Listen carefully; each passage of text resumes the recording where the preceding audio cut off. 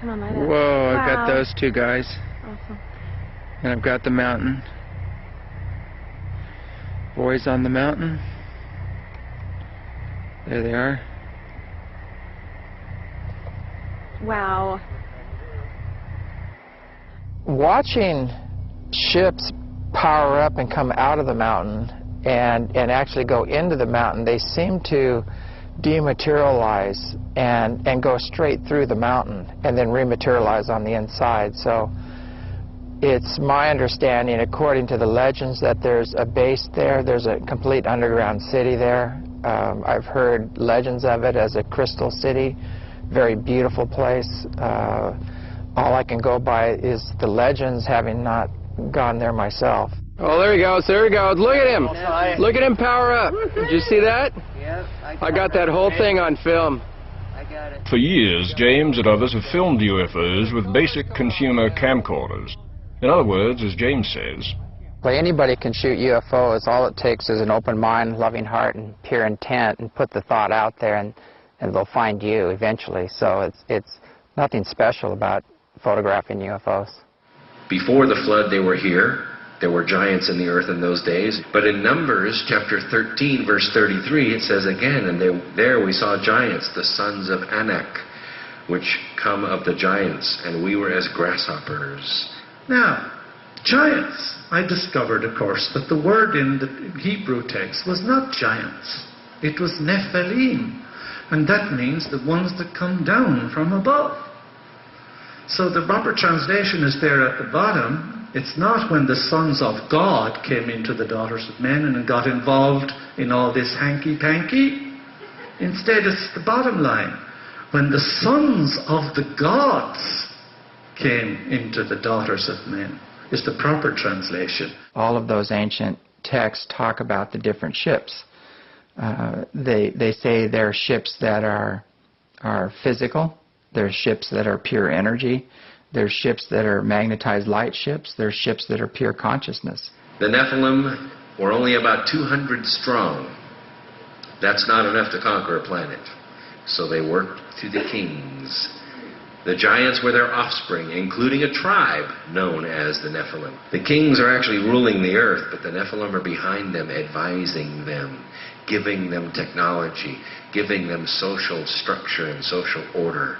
There are also frescoes all around Europe in the churches on the walls which show depictions of very holy scenes.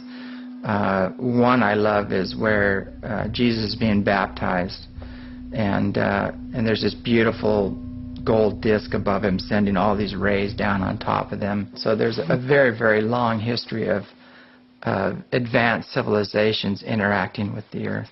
And this is the first sentence of Genesis. Bereshit bara Elohim et hashamayim ve'et ha'aretz. In the beginning, God created the heavens and the earth. Now, many years ago when I was studying Hebrew, I had some difficulty.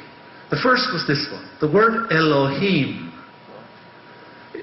I-N in Hebrew is a plural, and yet Elohim is supposed to be the name for God, one God. It's well known that in ancient Hebrew writing, that if you're dealing with fundamental issues, say like the creation of the world, you always began with the first letter of the alphabet because they were big on symbolism. Yet here we have the quintessentially important account of beginnings, and it doesn't begin with the first letter, Aleph, A. What does it begin with? B, Bet. So where did the A go? And if we put it back, what do we get? Ab Rashi bara Elohim, the father of the beginnings, or the father at first, created the Elohim, the heavens and the earth. Or he created the gods, the heaven and the earth. The establishment of the center here, there was many levels to it.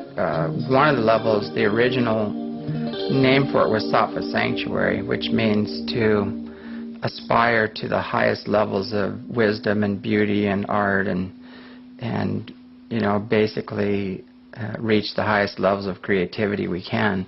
And then It evolved into ESETI, which stands for Enlightened Contact with Extraterrestrial Intelligence. You know, they've transcended war, disease, poverty. They've transcended all religious boundaries and cultural boundaries. And they have that wisdom and that technology to share with humanity, which is in direct conflict with those who are capitalizing at the expense of humanity, Earth. The main problem is on this planet is the leadership. And the leadership does not reflect the desires and wishes of the masses.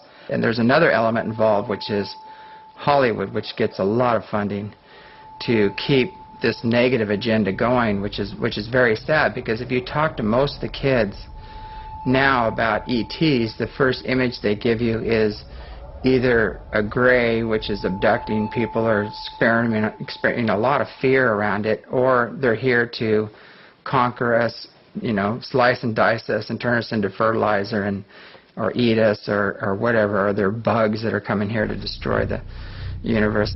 Hollywood has certainly had an impact.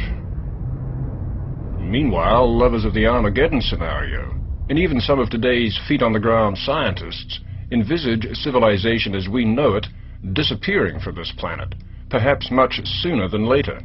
Some worry that Earth will eventually destroy itself with our help. That's the unspoken end result of global warming and increasing natural disasters. But those who love terror, including masters of the past and present, and off-worlders as James Gilliland calls them, have all had a common message of hope about humanity's true potential, which is why they've set the example of spiritual awakening.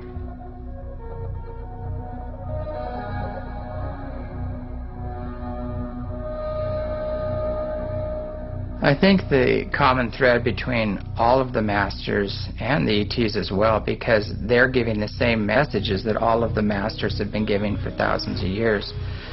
And, you know, it follows under the understandings that, you know, that there is no separation in omnipresence, that we're all connected, we all came from the same source, we all go back to the same source. It doesn't matter what your culture is, what your religion is, what your beliefs are. And they teach the basic universal principles such as universal peace and brother-sisterly love and living in harmony with each other and the planet. And all of the masters have given us this message, and a lot of these messages were inspired by the ETs over the past and then got twisted and warped by kings and institutions. But the main message right now that they're giving us is they are very concerned with our consciousness on the earth and our primitive, aggressive, warlike nature. They want us to let that go. They want us to release the past, because these old grudges and old belief systems are what is creating our tomorrow and what is creating the wars and all the other problems that we're having. They want us to stop with the greed and the competition and start cooperating and working together. Is it so hard to imagine that among the billions of stars and quadrillions of planets out there, there are indeed greater civilizations? How hard would it be to be a greater civilization than the one that currently inhabits Earth? Instead of reaching for the stars to meet those greater beings, we have reached for our guns. And we've become one of the most warlike species in the universe. We use, or threaten to use, atomic weapons to ensure peace. We talk of peace. We fight for peace. We kill for peace. We embrace war.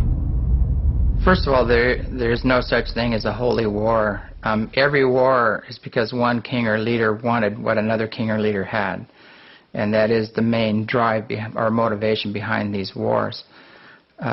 When both sides are praying to God for victory, what does God do? The first greeting we give these off-world visitors is aggression. And we send up our best technologies in the area to greet them and attempt to shoot them down, steal their technology, and use it in the war industry. And that's the program right now. That's changing right now because we realize that that option's not really working very well, because these beings coming here now are so far beyond anything that we have. There's really nothing we can do about them. We have a golden opportunity right now to join the rest of the universe in peace and to unite with these beings that are extremely spiritually and technologically advanced, far beyond anything we can imagine. And they can assist us to transcend war and disease and clean up our environment.